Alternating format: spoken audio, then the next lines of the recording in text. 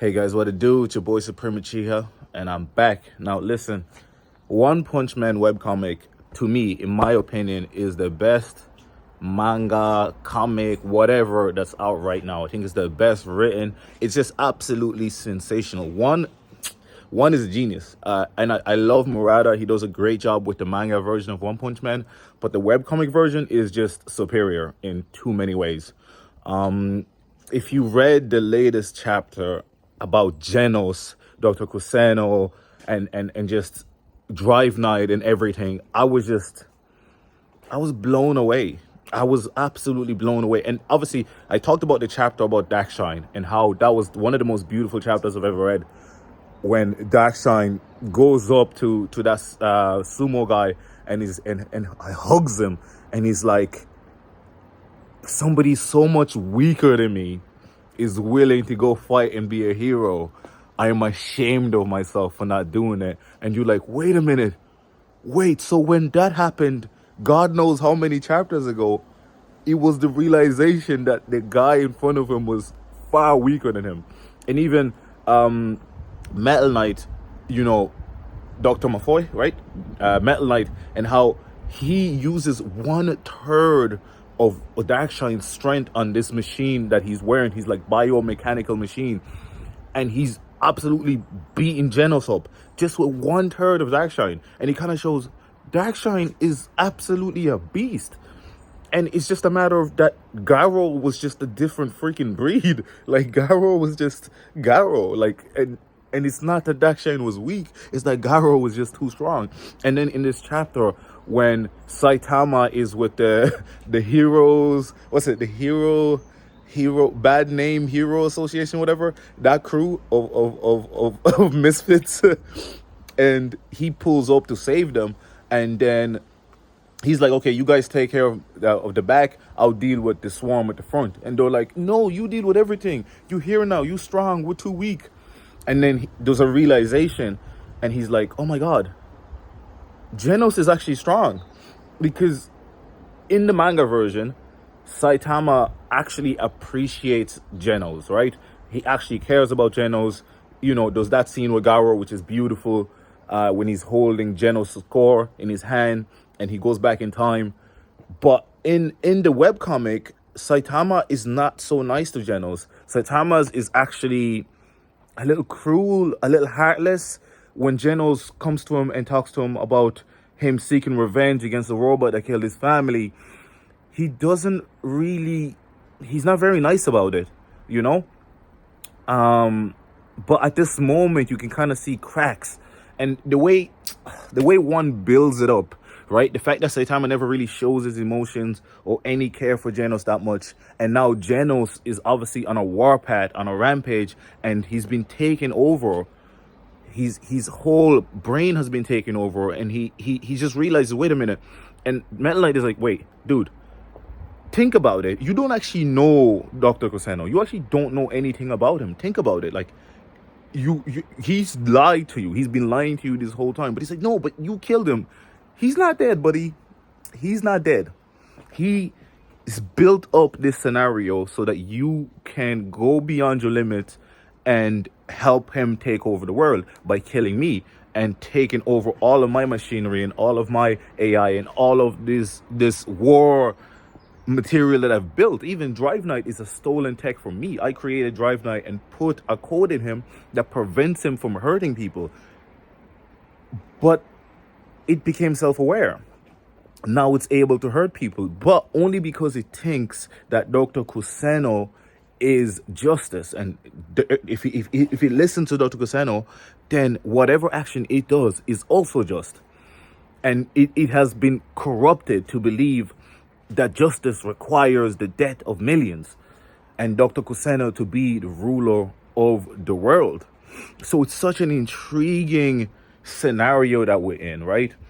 And Genos obviously loses complete control of his body and blasts off towards Saitama, who is obviously watching Drive Night. It's so funny, the fight with Drive Night, because Drive Night is like transforming. He's using all of these abilities. He changes into King and becomes weaker. which is so funny because obviously King is the strongest man in the world, but we know the truth, right? And then he changes into Saitama mode, but he doesn't realize, like as we know from the manga, Saitama is so much stronger than the yesterday version of himself that he can just one punch himself. So it just doesn't work. He does Saitama mode and just breaks himself apart. But I think obviously the next chapter, and one blessed us with like a 70-page chapter. And I don't know if you guys have read Versus. That's also by one, and it's also freaking amazing.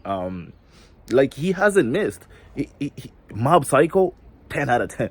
One Punch Man, 10 out of 10. Versus so far is like an 8.5 out of 10, but I know it's only going to get better and better as we go and we learn more about the world. But this chapter was just, like my mind is so blown. And Genos going there, I think we're going to see Saitama in a way we've never seen him before, because there's no chance Saitama is going to kill Genos, right? We just know Saitama is not going to kill Genos. But Drive Knight is quote-unquote dead, but we know he's AI, so he probably transferred his mind to another body somewhere else, because I don't think this is the end of him. But Genos here is going to be fighting Saitama, and I think Saitama is just going to take all these punches and hits, and I just don't know how it's going to end. We can't have Genos die. We cannot have, like, come on, Genos is like, he's so amazing. Like, one, I know you're an amazing writer now, but don't kill Genos now. Come on now, you know what I'm saying? But I know this is going to be a very emotional pat for Saitama, because Saitama, just like on My Mask, is a monster. They're both monsters for very different reasons, right? And My Mask hated his ugliness so much that he became a monster that was really handsome. And then in order to use his full power, he needs to go back to ugly. And we saw how everybody treated him when he was ugly. Everybody hated him. They spat at him. They started throwing stones at him, even though he just saved all of the lives. And his biggest fear was to be seen as ugly again.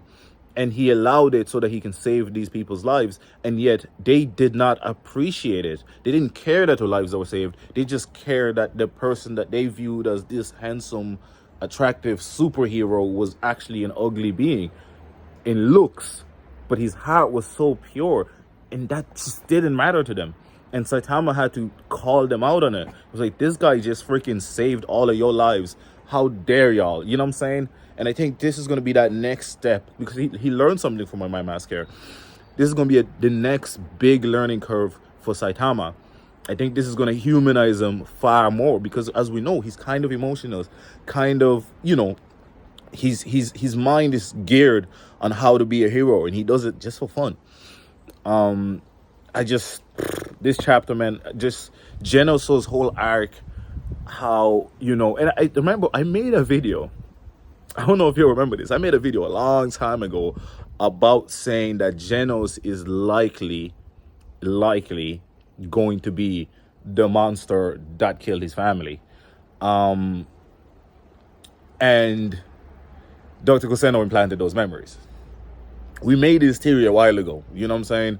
I think Zonen made the same theory as well. There's a few of us in the One Punch Man community that have been thinking something along these lines, because it just makes sense.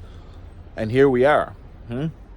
I cannot wait for the next chapter. I know it's going to be like 3, 4, 5, maybe 6 months away before it drops. Heck, knowing one, it could be next year. But hopefully, it feels like he's really gotten the passion back into writing One Punch Man, because the manga is also so different. Maybe it's an alternative timeline. And I hope one day that, and remember, I made that theory too. Don't forget now that the two One Punch Men are two alternative timelines that will eventually crescendo. And maybe both of them will face off against each other. But I just can't wait for the next chapter. I'm so excited. I love that he can just release the chapters whenever he wants, because you get quality like this. You get storytelling like this, because there's zero pressure for him to have the story done by a week, by a day, by whatever. He just releases it when he feels like on his website for free. And it's just been like that. In one we trust, man. So this for me is the best One Punch Man chapter. I thought the Dark Shine one was the best chapter I've ever read. And I think this one was better. I don't know how. I don't know. He's just cooking at a different level, at a different degree. If you're not reading the One Punch Man webcomic, And listen, the manga is beautiful, right? The webcomic is, it kind of blows it out the water, which is just a testament to how good one is when he is doing the story himself. In the webcomic,